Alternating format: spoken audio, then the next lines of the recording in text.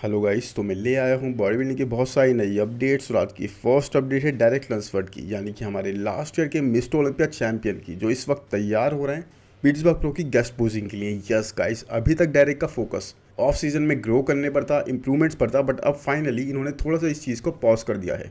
अब right now he is aiming to be in shape, be in great condition, because वो जानते हैं guys, हर कोई जो पिट्सबर्ग प्रो में आ रहा है वो एक स्टेट में बनाना चाहता है। अब देखो, यहाँ पर हार्डी तो होंगे नहीं because he is not coming over here, but साथ में गाइस हार्डी ने ऑलरेडी एक बहुत बड़ा स्टेटमेंट बना दिया है दोनों ही आर्नो क्लासिक से।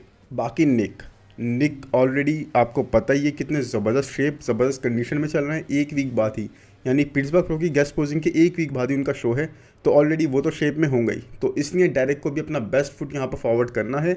डायरेक्ट जानते हैं कि as a champion he also needs to make a statement. हर किसी की नज़र उन पर रहेगी, किस तरह से वो आते हैं, उनको अपना बेस्ट दिखना ही पड़ेगा। और इसीलिए गाइस डायरेक्ट इसी तरह से वर्कआउट कर रहे हैं। अपने ऐप्स देखो किस तरह से फ्लॉन्ट कर रहे हैं। 8 पैक ऐप्स पूरी तरह से कैरी करते हुए हमें दिख रहे हैं। साथ ही गाइस मुझे लगता है कि यहाँ पर बिग रैमी भी बहुत अमेजिंग आने वाले हैं। तो डायरेक्ट के लिए खतरा हर तरफ से, तो डायरेक्ट के लिए और कोई चॉइस है ही नहीं। डायरेक्ट को अपने बेस्ट पर आना होगा in terms of conditioning, in terms of shape, in terms of muscle mass. हर चीज़ बिल्कुल सिंक में होनी चाहिए। साथ ही एक न्यूज़ ये भी सुनने में आ रही है कि नेक्स्ट ईयर डायरेक्ट आर्नो क्लासिक भी करेंगे। तो अगर डायरेक्ट ने आर्नो क्लासिक भी कर लिया गाइस, सोच लो प्राइज मनी कितना हो जाएगा। मिस्टर ओलंपिया का 400,000, जो कि हो सकता है बढ़ भी जाए, बट अभी तक इतना ही फाइनलाइज्ड है। लेकिन आर्नो क्लासिक का 500,000, तो total 900,000 guys, which is a very very huge amount for any body builder. आप सोचो कितनी अमेजिंग अमाउंट हो जाएगी। वो डायरेक्ट अगर कंपीट करेंगे तो मुझे नहीं लगता गाइस कोई और जीत पाएगा, बिकॉज डायरेक्ट को जिस तरह से फेवर करा जा रहा है, जिस तरह से पसंद करा जा रहा है फॉर इस शेप और दूसरी सारी चीज़ें इग्नोर करते हुए, मुझे नहीं लगता डायरेक्ट को कोई भी वहाँ पर बीट कर पाएगा। और जो सुपीरियर कंडीशनिंग स्टेज पर लाने की जो तरीका होता है, जो हार्डी फॉलो करते हैं कि पूरे साल वो कंडीशन रहते हैं, पूरे साल वो शेप में रहते हैं, कभी भी उस चीज़ को ना अलग थोड़ा सा अपने से ज़्यादा दूर नहीं जाने देते। उसी चीज़ को डायरेक्ट इस बार फॉलो कर रहे हैं। अपना शेप और कंडीशन को उन्होंने साल के ऑफ सीजन में भी सही से बनाए रखी है, ताकि इतना ज़्यादा दूर, इतना ज़्यादा बल्कि साइड पर वो ना जाए, और साल के एंड में मिस्टर ओलंपिया के स्टेज पर वो अच्छी सुपीरियर कंडीशनिंग दिखे। और इसीलिए guys direct is also trying that. But उसके बाद भी गाइस डायरेक्ट को बहुत सारे अपने एस्पेक्ट्स पे वर्क करना है, जैसे उनका चेस्ट हो गया, उनके डेल्ट्स हो गए, उनके क्वाड्स हो गए, इवन उनके बाइसेप और एब्स गाइस। अब देखो, एक मिस्टर ओलंपिया चैंपियन जिसको इतनी सारी चीज़ों पर वर्क करना हो, आपको समझ में आता ही है। काफ़ी सारे लोग इनको लकी भी कहते हैं कि मिस्टर ओलंपिया जीत गए, बिकॉज बहुत सारे एस्पेक्ट्स में ना इनको भी बहुत सारी कमियां दूर करनी है। डायरेक्ट की क्वाड्स आप देख लो, उतनी ज़्यादा मैसिव नहीं है, उतनी ज़्यादा उनका वो भी प्रोपोर्शनेट वाला सीन नहीं लगता जैसे निक के लिए बोलते हैं। चेस्ट देख लो, शोल्डर्स देख लो, दोनों पे ही सेपरेशन नहीं आती। साथ में इनके आर्म्स गाइस, आप इनके आर्म्स भी देखते हो किस तरह से बलून जैसे लगते हैं, बिल्कुल सॉफ्ट साइड पर लगते हैं, तो वो भी सबको पता है। तो गाइस बहुत सारे लोगों का कहना ये है कि ये जीत गए थे because Nick Walker was not there last year के मिस्टर ओलंपिया में, और Hardy was off. Hardy off आए थे, जबकि सैमसन अपनी कंडीशनिंग का चांस पूरी तरह से लैक कर रहे हैं, पूरी तरह से मिस कर देते हैं। नहीं तो डायरेक्ट के लिए जीतना यहाँ पर बहुत ही मुश्किल हो जाता है। इनफैक्ट जिस तरह की कंडीशनिंग वो लाए थे, उनके लिए थर्ड आना भी बहुत मुश्किल हो जाता है, लोगों का ये कहना है। और काफ़ी सारे लोग इस चीज़ को गाइस पॉलिटिक्स से भी रिलेट कर रहे हैं। जैसे मैंने भी मिस्टर ओलंपिया से पहले ये वीडियो बनाया था कि पॉलिटिक्स भी इस चीज़ में एक बहुत बड़ा रोल प्ले करेगी, because direct is an American. साथ में इंग्लिश जानते हैं, पॉडकास्ट अटेंड कर सकते हैं, बहुत अच्छे ब्रांड एम्बेसडर बनेंगे, हर जगह विजिट कर सकते हैं,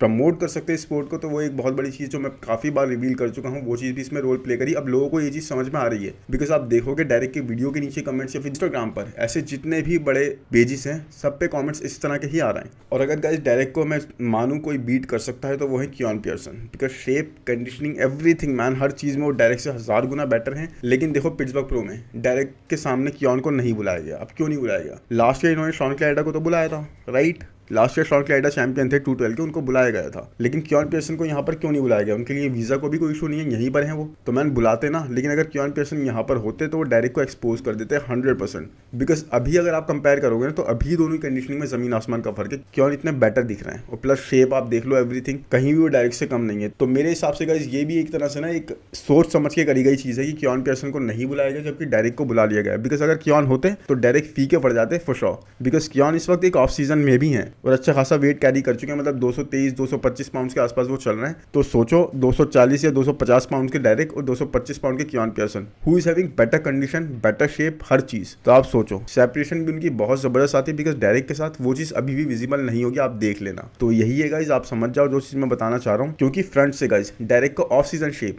या फिर ऑन स्टेज शेप दोनों सेम ही है। बैक से तो डिफरेंस आ जाता है, बट फ्रंट से डायरेक्ट सेम ही लगते हैं, even with is best conditioning.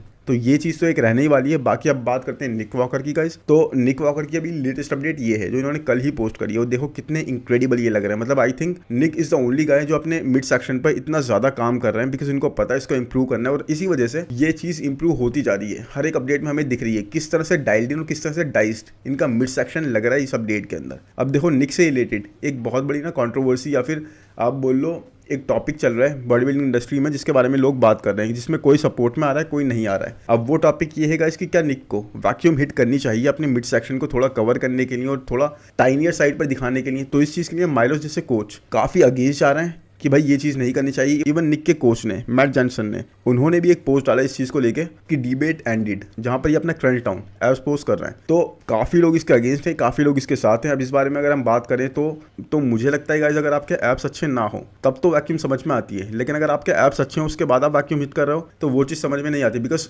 आपका जो मैंडेटरी पोज है वो वैक्यूम पोज नहीं है, वो एप्स एंड थाइज है। वहाँ पे आपके ऐप्स विजिबल होने चाहिए, और आपके ऐप्स कब विजिबल होंगे जब आपके ऐप्स बहुत ज़्यादा अच्छे होंगे। अगर नहीं है, जैसे चार्ल्स ग्रिफिन के केस में, या फिर हमने लास्ट मिस्टर ओलंपिया में डेरेक के साथ भी देखा, डेरेक को काफी क्रिटिसिज्म का सामना करना पड़ा इस चीज के लिए, because he had good apps. उसके बाद भी इवन एप्स इन थाइज पोज में वो वैक्यूम पोज कर रहे थे, वहां पे एप्स अपने दिखा नहीं रहे थे। तो उस चीज के लिए ना काफी उनको बैश करा गया। लेकिन हाँ गाइस वही बात है, वैक्यूम आपकी हेल्प तो करता है आपका मिड सेक्शन को थोड़ा टाइनियर दिखाने में, आपके मिड सेक्शन को थोड़ा टाइनियर साइड पर दिखाने में, थोड़ा सा फ्रंट डाउन करने में। लेकिन उसके बाद भी guys I think Nick Walker जैसे इनके मिड सेक्शन है, जैसे इनके एप्स हैं, आई थिंक हार्डी और इनके एप्स बहुत ही इंक्रेडिबल हैं, बहुत ही डीप कट्स वाले, और आई थिंक अभी के टाइम में ऐसे एप्स किसी के नहीं है। तो इनको मेरे ख्याल से फ्रंट डबल वाइसेप पोज में स्पेशली वैक्यूम हिट नहीं करना चाहिए और क्रंच डाउन वाला पोज ही करना चाहिए, बिकॉज इनका स्लोइड जैसा है, इनकी अपर बॉडी जैसी है। तो जैसे ये वैक्यूम के लिए थोड़ा सा पुल भी करते हैं ना, इनका रिब केज और बड़ा लगने लग जाता है, और साथ में गाइस इनकी जो बॉडी का इंबैलेंस है वो बहुत ज़्यादा दिखने लग जाता है। जैसे कि अपर बॉडी इनकी बहुत ज़्यादा बिगर साइड पे है और लोअर बॉडी उतनी ज़्यादा बिगर नहीं है, वो चीज़ बहुत ज़्यादा दिखने लग जाती है। तो मैं तो यही मानता हूँ, और काफ़ी सारे लोग भी ये मानते हैं कि वैक्यूम इज़ अ बोनस। अगर आप हिट कर सकते हो बहुत अच्छी बात है, बट आपको हार्डी की तरह करना चाहिए। जैसे कि उनको आप देखते हो यहाँ पर आर्नोल्ड क्लासिक शो में आपने देखा होगा स्पेशली कि वो अपने एब्स भी फ्लॉन्ट कर रहे थे और साथ में वैक्यूम भी उसके बाद हिट कर रहे थे। वो ट्रांजिशन कर रहे थे दोनों पोजिस के बीच में जल्दी। तो वो चीज़ बहुत अच्छी लग रही थी कि आप दोनों चीज़ें कर सकते हो, आप दोनों चीज़ें दिखा रहे हो। बट एक ही चीज़ के सहारे आप बैठे रहो कि मतलब आपके वैक्यूम ही हिट कर रहे हो, एप्स नहीं दिखा रहे हैं, तो वो चीज़ समझ नहीं आती। अगर आपके एप्स अच्छे हैं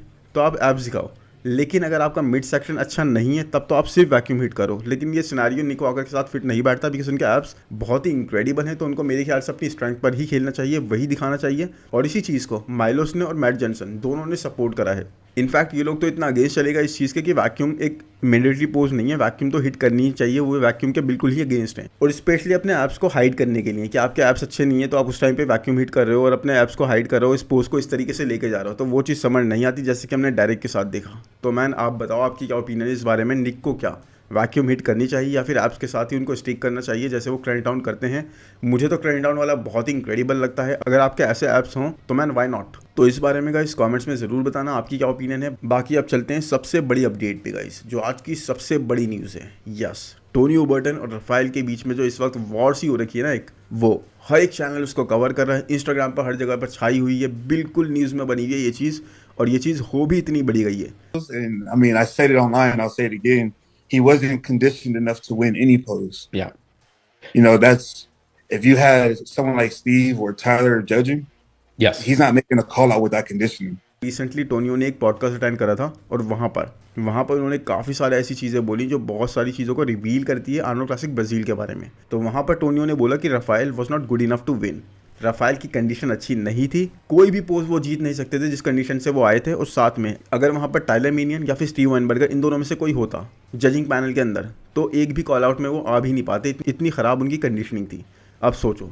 और साथ में यहाँ पर टोनी ओबर्टन ने ये तक बोला कि इनके ग्लूट्स में, रफाइल के ग्लूट्स में उस टाइम पर लंप थे, तो रफाइल की कंडीशनिंग बहुत ही ख़राब थी, वहाँ पर उनके लिए कुछ भी पॉसिबल नहीं था। और यहाँ पर इन दोनों में से कोई जज नहीं था, कोई आईबीबी का बड़ा जज नहीं था, इसीलिए इनके लिए पॉसिबल हो पाया कि ये शो भी जीत पाए और कॉल आउट में भी आ पाए। प्लस वहाँ के ये फेवरेट थे बिकॉज ब्राज़ील के हैं और सब उनके लिए बहुत ज़्यादा ना, जैसे वो स्टेज पर आते थे हूटिंग करने लग जाते थे। और साथ में जब दूसरा कोई कंपेटिटर आ रहा था तो कोई भी कुछ भी हूटिंग नहीं कर रहा था, बिल्कुल शांत होकर बैठ जाते थे। ऐसा लग रहा था कि वहाँ पर सिर्फ रफाइल को ही सपोर्ट करा जा रहा है और ऑलरेडी डिसाइडेड था कि रफाइल ही जीतने वाले हैं। तो इस बारे में गाइज मैं तो यही बोलूँगा कि रफाइल और टोनियो के बीच में मैं नहीं मानता कि रफाइल इतने ज़्यादा बेटर थे। ये बात मैंने पहले भी बोली है कि रफाइल की कंडीशनिंग यहाँ पर आर्नोल्ड क्लासिक ओहायो में जैसे वो आए थे उससे ज़मीन आसमान का फ़र्क था, बहुत ज़्यादा डाउन थी। जब मैंने शो को कवर करा था तब भी बोला था। लेकिन रफाइल इज़ ह्यूज मैन, मतलब रफाइल टोनियो से ज़्यादा मसल मास कैरी करते हैं। तो आई थिंक उस चीज़ का उनको बेनिफिट हुआ होगा। प्लस कंडीशन उनकी डिसेंट थी, मतलब ऐसा नहीं है बहुत ज़्यादा ख़राब थी। हाँ ये तो मैं मानूंगा कि Tonio was condition, Tonio was at his peak, Tonio अपनी बेस्ट कंडीशन के साथ थे, बहुत ही इंक्रेडिबल लग रहे थे। एस्थेटिक्स में भी रफाइल को बिल्कुल टक्कर दे रहे थे ज़बरदस्त वाली, और जिस तरह से उनका मिड सेक्शन वगैरह डिफाइन था मुझे लग रहा था टोनियो जीत सकते थे। लेकिन हाँ वही है कि इस बारे में कंट्रोवर्सी तो होनी थी, काफ़ी सारे चैनल इस चीज़ को कवर कर रहे थे। मैंने तब तक नहीं करा जब तक इस बारे में कोई स्ट्रांग कॉमेंट्स नहीं आए, और स्ट्रांग कॉमेंट्स अब टोनियो ने खुद आकर दिए पॉडकास्ट के अंदर। In fact guys for the bit जो पॉडकास्ट करते हैं उस पर खुद उन्होंने बताया कि रफाइल के कोच ने हमें ये बताया कि रफाइल बहुत लंबे टाइम से डाइटिंग डाउन कर रहे थे और उनकी बॉडी से ना वाटर को रिमूव करने में काफ़ी इशू आ रहा था, और इसीलिए वो इस तरह से कंडीशन नहीं आ पाए, और इसीलिए वो डिट्रॉय प्रो यानी कि जो इस वीक होने वाला शो उसमें कम्पीट नहीं कर रहे हैं, बिकॉज उनकी बॉडी ने पूरी तरह से रिस्पॉन्ड करना बंद कर दिया है। तो एक ये चीज़ है गाइस जो उनके कोच ने खुद एक्सेप्ट करी है। जबकि Tonio was at is best. Tonio I think अपना अब तक का सबसे बेस्ट पैकेज लाए थे, 100% कंडीशन, पूरी तरह से पीक। तो ये चीज़ समझ में आ रही है कि टोनियो इस वक्त इतने ज़्यादा जल से क्यों रहे हैं या फिर इस तरह से कमेंट क्यों कर रहे हैं, लेकिन फिर भी एक ये प्रोफेशनलिज्म नहीं दिखा रहा। लेकिन हाँ आपको अपनी ओपिनियन तो देनी ही चाहिए। बट इतना ही नहीं गाइस, इसके बाद रफाइल भी बाहर आए। रफाइल ने एक कड़ा जवाब दिया इस चीज़ पर। अब रफाइल का आंसर मैं आपको बताता हूँ। रफाइल ने यहाँ पर बोला कि हेलो टोनियो बर्टन, मैं यहाँ पर तुम्हें कुछ चीज़ एक्सप्लेन करता हूँ जो शायद तुम समझे नहीं या फिर तुमने दिखावा करा है कि तुम समझे नहीं। पहली चीज़ तो ये कि मेरा जिम प्राइवेट जिम है और वो कुछ दिन के लिए क्लोज रहना पहले से ही स्केड्यूल था कि मेरी टीम और मैं ही वहाँ पर वर्कआउट करेंगे। और इवन तो तुम मेरे अगेंस्ट कम्पीट कर रहे थे और मेरे से इतने अच्छे तुम्हारे रिलेशन भी नहीं थे, उसके बाद भी मैंने तुम्हें अलाउ करा और तुम्हारी टीम को अलाउ करा कि मेरे जिम में आकर कंटेंट बनाएं। और मैंने इस बारे में कंप्लेन तक नहीं करी कि वहाँ की तुमने कैसी कंडीशन कर दी, मतलब साफ सफाई के टर्म्स में। और बैक स्टेज की अगर बात करी जाए तो बैक स्टेज में मेरा कोच था मेरे साथ और मेरी वाइफ थी, और वहाँ पर मुझे कोई स्पेशल ट्रीटमेंट नहीं दिया गया। और ऑयल पेंटिंग, अब मैं इसके बारे में आपको बताऊं तो यहाँ पे टोनियो बर्टन ने ना ये तक बोला था कि वहाँ पर ऑयलिंग वगैरह जो करी जा रही थी टोनियो के साथ और रफाइल के साथ, उसमें भी ज़मीन आसमान का फ़र्क था। मतलब रफाइल को बहुत सारे लोग सपोर्ट कर रहे थे ऑयलिंग करने में, जबकि टोनियो के साथ कोई सपोर्ट नहीं थी। किसी भी दूसरे कंपेटिटर के साथ कोई भी सपोर्ट नहीं थी, कोई इतना हेल्प नहीं कर रहे थे उनको। ऑयलिंग वगैरह के लिए, टैनिंग वगैरह के लिए चीज़ें भी बहुत कम प्रोवाइड करी जा रही थी। तो टोनियो ने ये बोला था, जिसके जवाब में अब रफाइल यहाँ पर बोलते हैं कि उस बारे में अगर बात करूं तो हर एक एथलीट को अपना खुद ही ध्यान रखना है, अपने फ्रेंड के साथ करवानी है ये चीज़ या फिर उनके कोई टीम में से आए। अब मेरे साथ, क्योंकि मैं ब्राज़ील से हूं, वहाँ पर मेरे लोग सपोर्ट कर रहे थे, वहाँ पर मेरे फ्रेंड थे जो मुझे इस चीज़ में हेल्प कर रहे थे। बट इस चीज़ को ऐसे बोल देना कि चैंपियनशिप ने या फिर ब्राज़ील के शो वालों ने मेरे साथ ऐसा स्पेशल ट्रीटमेंट करा है, तो ये बिल्कुल ही गलत है। अब रिजल्ट्स की अगर मैं बात करूं, अगर मैं रिजल्ट्स की बात करूं तो यहाँ पर अगर तुम कंप्लेन करते हो कि जजिंग सही नहीं हुई है, तो यहाँ तुम मेरे लिए कंप्लेन नहीं कर रहे हैं, बल्कि तुम सारे जजेस के अगेंस्ट उंगली उठा रहे हो कि जजिंग सही नहीं हुई है। और ये लोग सारे प्रोफेशनल हैं, इनको ट्रेनिंग मिली हुई है इस चीज़ के लिए, इस चीज़ को देखने के लिए, इस चीज़ को जज करने के लिए कि किस तरह से जज करना है। और सिर्फ एक मसल ग्रुप को देख के ये लोग बात नहीं करेंगे, पूरी बॉडी को देख के बात करेंगे, पूरी फिजिक को देखकर बात करेंगे। और अब अगर तुम मेरी फिजिक की बात करोगे तो ये मेरा फॉल्ट नहीं है कि तुम अपने बेस्ट पर भी मुझे हरा नहीं पाए, अपनी मैक्सिमम कंडीशनिंग पर भी, अपने बेस्ट आने पर भी तुम्हारी क्वाड्स में, तुम्हारी हैमस्ट्रिंग्स में कोई सेपरेशन नहीं थी, शोल्डर्स में कोई डिटेल नहीं थी, चेस्ट में कोई डिटेल नहीं थी, और तुम्हारे पास मसल मास भी बहुत कम थी, और आई थिंक इसीलिए तुम हारे। और अगर तुम मेरे एटीट्यूड की बात करोगे बैक स्टेज, तो मैन वहाँ पर मेरा फोकस था कॉम्पिटिशन को जीतना और दोस्त बनाना नहीं। अगर तुम्हें दोस्त बनाना था तो ये सही टाइम नहीं था। मतलब आई थिंक ऐसी भी कुछ चीज़ हुई होगी जिसके बारे में रफाइल ने बात करी। आई थिंक इन्होंने पॉडकास्ट के अंदर, मैंने पूरा सुना नहीं, भाई इन्होंने एटीट्यूड के बारे में बात करी होगी रफाइल के। तो वहाँ पर रफाइल ने यही जवाब दिया कि मैन वहाँ पर मेरा एटीट्यूड नहीं था, बट मैं फोकस था, मैं डिटर्मिन था उस शो को जीतने पे, मैं एक अलग ही जोन में था। तो इस तरह के कमेंट रफाइल ने पास करे। और इतना ही नहीं गाइस, इसके बाद में टोनियो फिर से आए और टोनियो ने कुछ चीज़ें बोली। टोनियो ने दोबारा से क्या बोला मैं आपको वो बताता हूँ कि किसी ने भी तुम्हें डिसरिस्पेक्ट नहीं दिखाई जिस तरह से अब तुम बोल रहे हो। जो तुमने मेरे साथ और गुडविटो के साथ करा वो चीज़ बिल्कुल भी अच्छी नहीं थी, क्योंकि मैंडेटरी पोजेस के दौरान जब साथ में कॉल आउट हो रहा था उस टाइम पर भी तुम हम लोगों से आगे निकल जाते थे और हम लोगों को पुश कर देते पीछे की तरफ। और उसके बाद तुम्हारे कई सारे फैंस, यानी ब्राज़ीलियन फैंस, बहुत ज़्यादा मुझे कमेंट कर रहे हैं, ट्रोल कर रहे हैं, और उन सबको मैं यही बोलना चाहूँगा कि मैन कॉन्ग्रेचुलेशंस, आप इसी तरह से कीबोर्ड वॉरियर बने रहो। और साथ में लेट्स बी ऑनेस्ट, तुम बैक स्टेज ही हार चुके थे, और ये चीज़ तुम्हारा जिस तरह से हेड डाउन था उस चीज़ से ही पता लग रहा था, क्योंकि बैक स्टेज ही तुम्हारा कॉन्फिडेंस पूरी तरह से शैटर हो चुका था। टोनियो ने ये तक बोला गाइस, मतलब बैक स्टेज रफाइल जिस तरह से अपनी बॉडी लैंग्वेज दिखा रहे थे, जिस तरह से वॉक कर रहे थे, जिस तरह से वो अपीयर कर रहे थे, उससे ही पता लग रहा था कि वो हार गए थे। और यहाँ पर एक बहुत ही स्ट्रांग बात ये है गाइस कि यहाँ पर टोनियो ने ये तक बोला कि तुम्हारे कोच, तुम्हारी टीम ना आके मुझे कॉन्ग्रेचुलेट कर रहा है वहाँ पर मुझे देखने के बाद। तो अब ये तो बहुत बड़ी बात है। इस चीज़ के बारे में भी किसी ने डिनाई नहीं करा, उनकी टीम ने भी, कि हमने ऐसा अगर टोनियो के साथ नहीं बोला या टोनियो को नहीं बोला। लेकिन मैन ये तो बहुत ही बड़े कमेंट टोनियो ने पास करें कि उनकी टीम ने उनको आकर देखने के बाद एक तो रफाइल का हेड डाउन हो गया, उसके बाद टोनियो को आकर बोला कि भाई कॉन्ग्रेचुलेशंस, आप ये शो जीत रहे हो, या फिर कॉन्ग्रेचुलेशंस, बहुत ही ज़बरदस्त आए हो, बहुत अमेजिंग आए हो आप। तो अब देख लो इस बारे में आपको क्या समझ में आ रहा है। साथ में लास्ट में टोनियो ने इस बात को ऐसे ख़त्म करा कि मैं इस बात को ऐसे ख़त्म करता हूँ कि ब्राज़ीलियन पीपल जो मेरे डीएम्स में आके मुझे अच्छे से सपोर्ट करना, अपना प्यार दिखा रहे हैं, तो उन कीबोर्ड वॉरियर्स को मैं यही कहना चाहूँगा कि तुम लोगों को मदद की ज़रूरत है। तो मतलब एक तरह से आई थिंक मुझे लग रहा है इनके कॉमेंट में भी बहुत ज़्यादा ना, जैसे हार्डी के हारने पर डायरेक्ट के साथ हो रहा था, वैसा ही यहाँ पर टोनियो के साथ भी कुछ हो रहा है। इवन तो जीते राफेल हैं, बट जिस तरह से इन्होंने बैश करा है टोनियो ने, या फिर जिस तरह से उनके पीछे पड़ गए, जिस तरह से कॉमेंट पास करे हैं, उसके बाद उनके सपोर्टर्स सारे इनके कॉमेंट्स में आके, इनके डीएम्स में आके बहुत ज़्यादा इनको गलत गलत कमेंट कर रहे हैं। तो उस बारे में यहाँ पे टोनियो ने बात करी है। लेकिन मैन, आपको क्या लगता है इस पूरी कंट्रोवर्सी के बारे में? क्या टोनियो को इतना क्लियरली आके ऐसी चीज़ें बोलनी चाहिए थी? मतलब बिल्कुल ही ओपनली इन्होंने सारी चीज़ें कह दी, या फिर राफेल का जीतना बनता था? मैन, राफेल का जीतना एक कंट्रोवर्सी कहीं ना कहीं तो रहेगा ही, because Rafael definitely Arnold Classic Ohio वाली कंडीशन या शेप में नहीं थे, उससे बहुत ज़्यादा लैग कर रहे थे। ग्लूट्स में लंप मुझे अभी भी नहीं पता लगा, मतलब ऐसा ही नॉर्मल सा लगा मुझे, इसमें कुछ ऐसी खास बात नहीं लगी। लेकिन हाँ, कंडीशनिंग लैग कर रही थी। लेकिन मुझे उसके बाद भी लगता है कि राफेल के पास इनफ मसल साइज की एस्थेटिक्स से कि वो जीत सकते थे। लेकिन हाँ, टोनियो ने आई डोंट नो कई सारे पॉइंट्स रेज करे कि बैक स्टेज कैसा ट्रीटमेंट हो रहा था, स्टेज पे कैसा ट्रीटमेंट हो रहा था, वो एक अलग चीज़ है, वो एक अलग पॉइंट है। बट आप बताओ कमेंट्स में, क्या आपको लगता है कि टोनियो बर्टन को जीतना चाहिए था यहाँ पर, या फिर राफेल सही जीते? वैसे गुड विटो अलग निकल गए मैन, सही से कोई कंट्रोवर्सी में नहीं पड़े, किसी चीज़ में नहीं पड़े, वो अपना मज़े मार के, उनको पहले ही पता था कि यहाँ पे मुझे जीतना वितना नहीं है, यहाँ पे सिर्फ मैं ट्रायल के लिए जा रहा हूँ, जीतूंगा तो मैं नेक्स्ट शो डिट्रॉयट प्रो। अब देखो टोनियो बर्टन के कोच ने बोला कि भाई हमने डिट्रॉयट प्रो के लिए ट्राई करा कि हम वहाँ पर जाकर भी कम्पीट कर पाएँ, बट हम कॉन्ट्रैक्ट साइन करने के लिए लेट हो गए और इसलिए हम वहाँ पर कम्पीट नहीं कर पा रहे। अब इसमें किसकी गलती है गाइस? मतलब इन्होंने बैकअप प्लान ही नहीं रखा, इन्होंने सोचा कि हम यहाँ पर जीत जाएंगे। बिल्कुल यही बोला इनके कोच ने टोनियो बर्टन के, कि हमें लगा कि हम यहाँ पर जीत जाएंगे, बीट कर देंगे राफेल को, इसीलिए हमने बैकअप प्लान नहीं सोचा। अब मैन, मुझे नहीं समझ में आ रहा कि राफेल जैसे एथलीट के अगेंस्ट जा रहे हैं, बहुत ही जिनकी हाइप बनी हुई है, बहुत ही एस्थेटिक है, तो इनको बैकअप प्लान तो रखना चाहिए था। और उसके बाद भी इनका बैकअप प्लान एक तरह से आप देखो तो कौन सा शो है, न्यूयॉर्क प्रो, जहाँ पर ये द म्यूटेंट निक वॉकर के अगेंस्ट जा रहे हैं। अब देख लो कितनी गलत प्लानिंग जा रही है ये। यहाँ पर ये तो जीत ही सकते थे बिल्कुल डिट्रॉयट प्रो में, मतलब गुड विटो से इनका मुकाबला होता, लेकिन जीतने के चांसेस फिर भी बहुत स्ट्रांग होते, because good Vito is very new. ये एक गलत अप्रोच थी, गलत तरीका इन्होंने अपनाया। आप देख लो इनके सामने आ रहा है, कॉन्ट्रैक्ट साइन नहीं कर पाए और इसीलिए ये कम्पीट नहीं कर पाएंगे। बाकी अब चलो गाइस, चलते हैं नेक्स्ट अपडेट पर, जो कि है स्टेफन मटाला की। वो स्टेफन मटाला मैन, स्टेफन मटाला के बारे में ना पिटॉन ने, यानी कि उनके कोच ने, पैट्रिक टूर ने एक पोस्ट डाला है, और बहुत ही अमेजिंग पोस्ट डाला है, जिसमें वो बैक डबल बाइसेप और बैक लेट स्प्रेड हिट कर रहे हैं। और साथ में पिटॉन ने यहाँ पर कैप्शन में बोला है कि फर्स्ट 5 वीक्स में हमने 23 पाउंड्स ऑलरेडी लूज़ कर दिए हैं, उसके बाद भी इनकी मस्कुलैरिटी में कोई भी डिफरेंस नहीं आया। और absolutely guys that is visible. इनकी बैक बहुत ही स्ट्रांग लग रही है, बहुत ही डेंस लग रही है, और ये बहुत ही खास बात इसलिए है क्योंकि इतने कम टाइम में इन्होंने इतनी ज़्यादा इंप्रूवमेंट्स हमें करके दिखा दी। देख रहे हो आपकी, मतलब लास्ट ईयर से लेके अब तक आई थिंक 6-7 महीने हुए इनके लास्ट शो में, उसके बीच में इन्होंने इतनी इंप्रूवमेंट्स कर दी। इनकी बैक एक लैकिंग पॉइंट थी, और उसको अब इतना डेंस, इतना थिक इन्होंने बना लिया है। और उसके बाद 5 वीक्स में 23 पाउंड लूज़ करने के बाद भी अभी भी अच्छी मस्कुलैरिटी इन पे दिख रही है, कोई मसल मास ऐसे लूज़ नहीं दिख रही। और ट्राइसेप देखो आप कितने इंक्रेडिबली फुल आ रहे हैं। तो मुझे तो ये समझ में नहीं आ रहा कि पिटॉर अपने एथलीट्स के साथ क्या करते हैं, या फिर स्टेफन के साथ क्या कर रहे हैं।